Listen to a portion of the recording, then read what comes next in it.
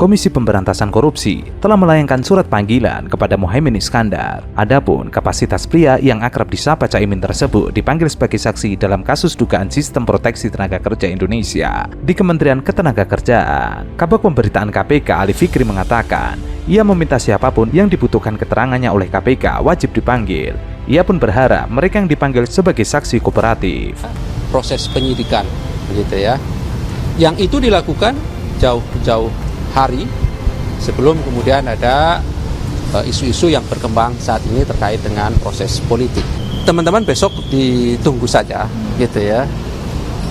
Yang pasti kami berharap siapapun yang dipanggil oleh KPK itu hadir sesuai dengan surat panggilan. Terlebih kami sudah mengirimkannya beberapa waktu yang lalu. Ya, untuk Rena Usman kapasitasnya hari ini sebagai saksi, ya.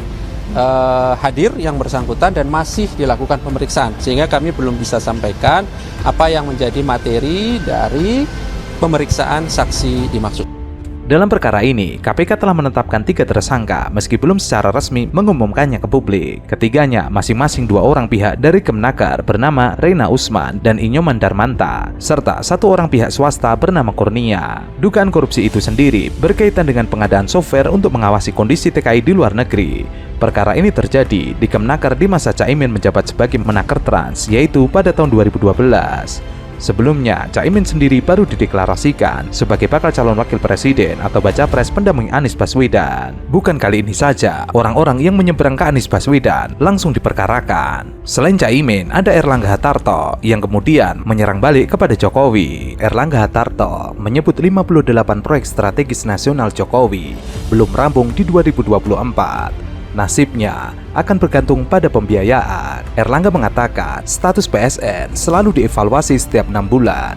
Dengan begitu, dirinya kudu membahas beberapa proyek dengan pejabat daerah dan stakeholder terkait mengenai proyek yang sekiranya tidak akan rampung di 2024. Proyek yang dilanjutkan tahun depan itu yang finansial closingnya sudah ada dan tidak menggantungkan kepada anggaran pendapatan belanja negara. Dengan kriteria tersebut, proyek-proyek itu berlanjut. 58 proyek itu tidak dihapus, cuma seperti contoh jalan berhenti di Ciamis, tidak sampai Cilacap, nanti tentu masuk dalam skema normal skema APBN. Erlangga menjelaskan tol Getasi juga masuk dalam pembahasan bersama Gubernur Jawa Tengah Ganjar Pranowo hari ini di kantornya. Ia mengatakan koordinasi juga dilakukan dengan beberapa pihak terkait, termasuk Menteri Pekerjaan Umum dan Perumahan Rakyat Basuki Hadimulyono. Dari segi perencanaan tentu sudah ada, tapi dari anggaran masuk di anggaran 2025 nanti. Oleh karena itu, anggaran 2025 dibahas di 2024, jadi disesuaikan dengan siklus yang ada. Daerah biasanya mendapatkan 2 tugas, satu terkait dengan perizinan seperti Pemprov, yang kedua biasanya eksekusi, dan ini lebih banyak pada persoalan lahan.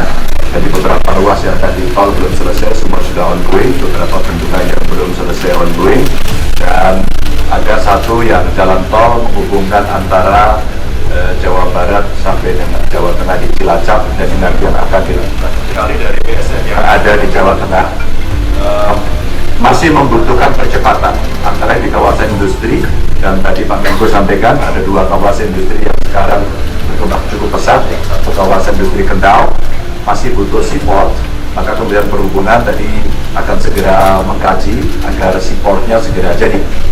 Tentu saja pemerintah Provinsi Jawa Tengah sangat mendukung program PSN ini. Kami menyampaikan terima kasih sama Pak Presiden, Pak Menko, dan seluruh kementerian yang mengeksekusi dengan baik. Sementara itu, Ganjar menegaskan pertemuan hari ini dengan Erlangga terlebih karena masa jabatannya sebagai orang nomor 1 di Jawa Tengah akan selesai pada 5 September 2023 mendatang. Ganjar ingin memastikan pekerjaan rumah yang dimilikinya bisa terselesaikan. Apa sih kepentingan saya di situ? Saya mau apa lagi sih? Kalau saya juga jadi ketua umum Golkar, apa saya mau calon presiden, wakil presiden? Pasti tidak. Mau jadi menteri, ya pasti tidak. Jadi kalau saya ketua umum Golkar misalnya, saya mau perbaikin aja karena saya suka memperbaiki. Dan saya yakin tuh bisa 86 kursi itu pasti dapat. Kalau memang diusulkan rame-rame, tapi saya untuk apa mempersoalkan itu sekarang? Mau saya bilang enggak atau mau saya bilang iya, ya biarin aja mereka. Kalau mereka mengatakan kami mau dan itu jalan oleh mereka, lakukanlah dengan baik-baik. Itu aja, sederhana kok. Gak berbahaya ya Munaslup beberapa bulan sebelum? Bahayanya itu. Asal dilakukan dengan damai, dilakukan dengan niat baik, kenapa tidak? Tapi jangan dilakukan dengan rusuh, itu nggak ada gunanya. Itu akan buat Golkar runtuh. Lakukan dengan baik. Kalau memang itu kesepakatan mereka bersama. Sementara itu, Menteri Koordinator Bidang Maritim dan Investasi Luhut Binsar Panjaitan buka suara soal dukungan terhadap dirinya menjadi Ketua Umum Partai Golkar menggantikan Erlangga Hartarto. Luhut mengatakan masih akan melihat situasi yang berjalan. Luhut tidak berkomentar lebih jauh tentang kansnya menjadi Ketua Umum Golkar. Ia mengatakan akan melihat proses yang berjalan di Partai Beringin. Apa yang selevel oleh Pak Erlangga? Ya opung. Luhut Binsar Panjaitan. Itu kalau mau dilihat yang super hebat di luar pemerintahan ya calonnya itu aja, ada Pak Bamsud, ada saya, ada Agun Gunanjar Sidarsa. Nah, tapi tidak menutup senior kalau mau turun yang lain. Gejolak terjadi di Partai Golkar. Kepemimpinan Erlangga Hartarto digoyang menjelang Pilpres 2024. Selain Luhut yang diusulkan menjadi Ketua Umum lewat musyawarah nasional luar biasa, ada pula nama Bambang Susatyo. Hal ini bermula dari bocoran keputusan Dewan Pakar Partai Golkar yang ingin mengevaluasi kepemimpinan Erlangga. Jadi lewat mekanisme partai aja. Katanya Pak, tapi katanya Pak Balis sekarang setiap kader yang merasa bertanggung jawab untuk pengabdian kepada partai, saya pikir semuanya terpanggil. Tapi lewat mekanisme partai, ya. siap berarti Pak ya. Taunya lewat mekanisme partai. Oke. Tapi katanya Pak Bahlil sudah menyatakan bukan lagi kader partai, Pak. Saya kan udah bilang dari kemarin, kalau saya itu, kalau kader saya itu kan dari 2001 sampai dengan 2014 struktural. Selebihnya saya nggak lagi struktural. Itu tapi keanggotaan saya nggak pernah pindah partai. Salah satu pertimbangannya adalah elektabilitas Erlangga yang rendah, meskipun sudah menjadi bakal calon presiden dari Partai Golkar. Beberapa waktu lalu, Erlangga sudah merespon isu soal pergantian Ketua Umum Golkar. Ia menegaskan Golkar masih solid. Ia pun mengatakan tidak ada pergantian Ketua Umum selain melalui forum musyawarah nasional.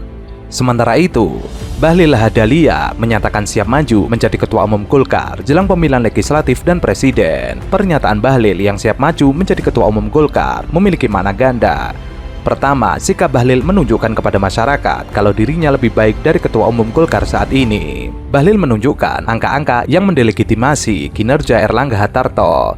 Bahkan, Bahlil juga tidak segan membawa suara perwakilan Golkar di daerah tanpa membawa data yang valid. Pernyataan tersebut juga ada terkait dengan dukungan calon presiden. Bahlil seolah ingin membawa kapal besar Golkar mendukung capres tertentu.